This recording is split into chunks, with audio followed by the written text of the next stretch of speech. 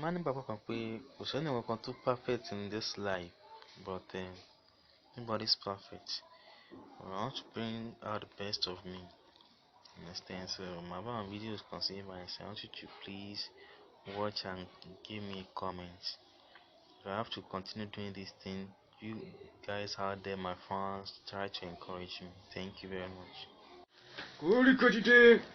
Yoruba dìde, gbogbo tí ń bẹ lórí ilẹ̀, Olódùmarè ọba mi aláwùrábí ọ̀nà ń ta ọ̀dà fún un. Bẹ́ẹ̀ ni, ewúrẹ́ tó wọlé tí ò kágbò, irú wọn ní má dẹra àmúso. Bágùntàn bá wọlé tí ò kágò, ó dẹra àmúso. Kábíyèsí Olódùmarè ọba mi àjíkí, ọba mi àjíkí, ọba mi ọba ńlá tó lọ́jọ́ gbogbo ìgbà rẹ̀.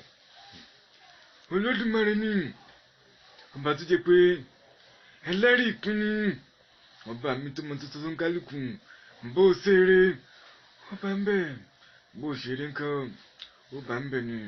Ọba mi ti pẹ́ bí fáláre, bẹ́ẹ̀ ni ìgbà rẹ̀ fẹ́lẹ́. Omi àgbọ̀ wa o, ìró omi àgbọ̀ yá jọjọ ni. Ìró kan mo bá wọn rèlú Haúsá o. Ìró bí àbàtà mo bá wọn rèlú Ìjẹ̀ṣà o. Ìró aládùn mo bá wọn rè Jẹ̀bú Ilé o. Ìró omi àgbọ̀ wa, ìró mi àgbọ̀ yá jọjọ ni. Èmi lè jìrẹ́ ara ìsokùn, ẹ̀dùn jọ bí agbórígi rékèrékè. Ọ̀kan ń bá mọ̀mọ́ bí èjì ló wọlé tọ̀ mí wá. Mo wọlé alákìísà jìgà, mo bẹ̀bẹ̀ mo sálákìísà donígbà sọ. Wíníwíní ni mí lójú orogún o. Èjì wọ̀rọ̀ lójú màmá mi ni.